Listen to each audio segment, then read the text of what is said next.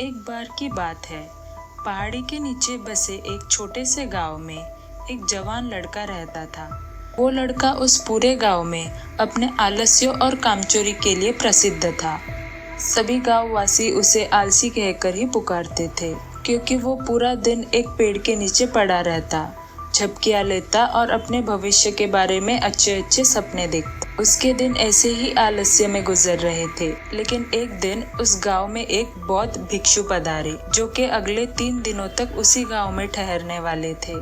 बौद्ध भिक्षु गांव में भिक्षा मांगते, दिन भर लोगों को उपदेश देते और रात्रि में गांव के बाहर बने बौद्ध मठ में विश्राम करते। बौद्ध भिक्षु जब भी भिक्षाटन के लिए जाते और भिक्षा लेकर वापस लौटते, तो वो हर बार उस जवान लड़के को उसी पेड़ के नीचे लेटा हुआ पाते। बौद्ध भिक्षु 2 दिनों तक ये सब देखते रहे और वो समझ गए कि ये लड़का मानसिक आलस्य का गुलाम है। तीसरे दिन जब बौद्ध भिक्षु भिक्षा लेकर वापस लौट रहे थे, तो वो उस लड़के के पास गए, जो अभी भी उसी पेड़ के नीचे लेटा हुआ था। भिक्षु ने लड़के से कहा, बेटा, मेरे पास तुम्हारे लिए एक काम है। मैं चाहता हूँ कि तुम उस पहाड़ी की चोटी तक जाओ और वहाँ से मेरे लिए एक पंख लेकर आओ। लड़के ने लेटे लेटे ही अपना सिर पहाड़ी के तरफ घुमाया और उसकी सबसे ऊंची चोटी तक अपनी नजर दौड़ाई। उसके बाद उसने बौद्ध भिक्षु के तरफ देखा और उपहास उड़ाते हुए कहा, यह असंभव है। मैं उस पहाड़ी के शिखर तक नहीं जा सकता। मैं बहुत आलसी हूँ। बौद्ध भिक्षु ने मुस्कुराते हुए कहा, अरे लेकिन मुझे जिस पंख की तलाश है वो उस पहाड़ी के शिखर पर भी नहीं मिलेगा। वो तो इस पहाड़ी के दूसरे तरफ एक गुफा के अंदर मिलेगा। इसके लिए इस पहाड़ी के शिखर तक चढ़कर दूसरी तरफ नीचे उतरना होगा। लेकिन वो कोई साधारण पंख नहीं है। ऐसा पंख तुमने आज तक नहीं देखा होगा। वो एक बहुत ही दुर्लभ लेकिन सुंदर पंख है, जो अपनी रोशनी बिखेरता है। भिक्षु की इन बातों से लड़के के अंदर उत्सुकता जागी। उसने आज से पहले ऐसी किसी पंख के बारे में नहीं सुना था और ऐसे रोमांचक सफर के बारे में सोचकर वो अंदर से उत्साहित हो उठा। इसीलिए उसने भिक्षु की चुनौती को स्वीकार करने का निश्चय किया और वो पहाड़ी की तरफ चल पड़ा। लेकिन चढ़ाई बहुत लंबी और कठिन थी। जल्द ही लड़के का शरीर थकने लगा, सांस फूलने लगी और शरीर से काफी पसीना बहने लगा। लेकिन फिर भी उसने चलना जारी रखा। वो जैसे जैसे ऊपर और ऊपर चढ़ता गया, उसे प्रसन्नता और उत्साह की अनुभूति होने लगी, जिसे उसने आज से पहले कभी महसूस नहीं किया था। अंततः जब वो कड़ी मेहनत और प्रयास के बाद बाधे के शिखर पर पहुंचा, तो वो पूरी तरह से थक चुका था। लेकिन वो बहुत खुश था। उसे अंदर से आत्मसंतुष्टि का एहसास हो रहा था। उसके चेहरे पर योद्धाओं जैसी मुस्कान थी, जैसे उसने कोई युद्ध जीत लिया हो। उसने पहाड़ी की शिखर से नीचे देखा। उसके सामने एक बहुत ही मनमोहक दृश्य था। उसने अपने अंदर एक उपलब्धि की भावना महसूस की, जो उसने आज से पहले कभी महसूस नहीं की थी। लेकिन असली चुनौती आगे थी। लड़के को पहाड़ के दूसरी ओर से उतरना था और उस गुफा को ढूंढना था जहां पंख के मिलने की बात की गई थी। नीचे उतरना और भी ज़्यादा मुश्किल और खतरनाक था, क्योंकि ढलान ज़्यादा खड़ी थी और चढ़ाई के समय लड़का कई बार लड़खड़ाया और गिरा भी था, तो डर भी उसके अंदर था। लेकिन भिक्षु को पंख लाकर देने के वादे के वजह से वो लगातार आगे बढ़ता रहा। काफ़ी खोज, मशक्क़त और कड़ी मेहनत के बाद जब वो अंत में गुफा के ओर पहुंचा, तो उसने देखा कि पंख वही पड़ा हुआ था, जो गुफा के प्रवेश द्वार से छनकर आ रही रोशनी में चमक रहा था।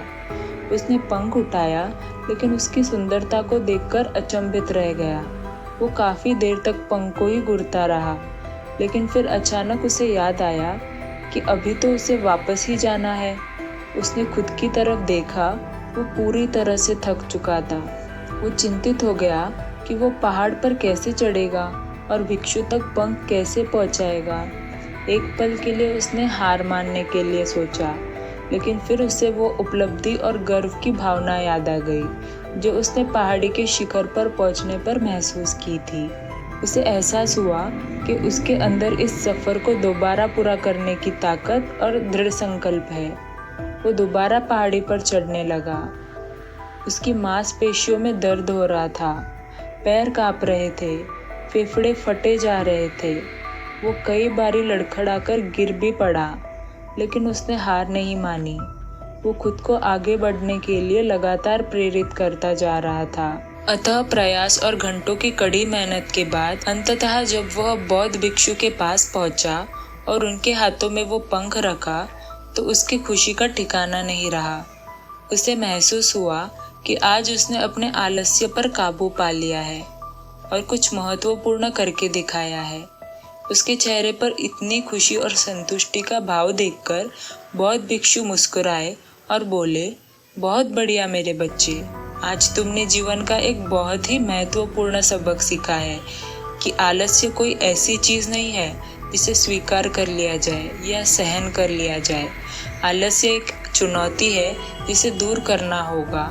ये एक बाधा है जिसे पार करना होगा और आलस्य को ख़त्म करने के लिए तुम्हें अपना पहला कदम उठाना ही पड़ेगा।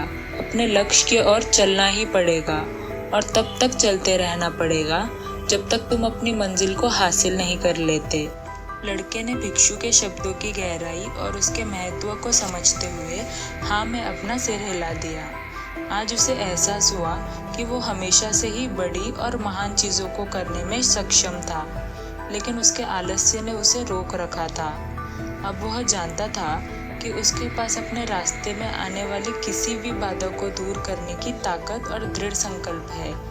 इसके बाद भिक्षु ने उस लड़के को आशीर्वाद दिया और उस गांव से चले गए। इस कहानी से सीखने वाली बात यह है कि जब हम असंभव लगने पर भी अपने लक्ष्य को प्राप्त करने के लिए खुद को आगे बढ़ाते हैं, तब हम अपने भीतर एक ऐसी ताकत और दृढ़ संकल्प की खोज करते हैं जिसके बारे में हम पहले कभी नहीं जानते थे। आलस्य पर काबू पाने के लिए हमें खुद को चुनौती देनी चाहिए और बड़े और महत्वाकांक्षी लक्ष्य बनाने चाहिए।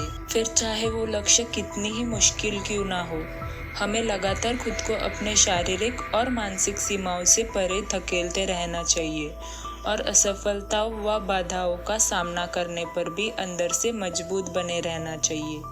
हमें अपने लिए एक नियम बनाकर और उस पर टिके रहकर अपने दैनिक आदतों और दिनचर्या में अनुशासन और निरंतरता भी विकसित करनी चाहिए। हम कुछ ऐसी अच्छी आदतें बना सकते हैं जो हमें मन न लगने पर भी ध्यान केंद्रित करने और क्रियाशील बने रहने में मदद करती है। एक और महत्वपूर्ण बात, आलस्य पर काबू पाने का मतलब विकास की मानसिकता विकसित करना है। इसका मतलब चुनौतियों और असफलताओं को विकास और सीखने के अवसरों के रूप में देखना, न कि हार मानने के कारणों के रूप में। विकास के मानसिकता को अपनाकर हम असफलता के बारे में अपने सोच को नया रूप दे सकते हैं और इसका अपने सुधार व सीखने के लिए उपयोग कर सकते हैं। और अंत में हमें अपने आलस्य पर काबू पाने के लिए अपने आराम को छोड़कर जीवन की चुनौतियों और अवसरों को स्वीकार करना ही पड़ेगा। दोस्तों, आपने क्या सीखा इस कहानी से? कमेंट में लिखकर ज़रूर बताना। धन्यवाद।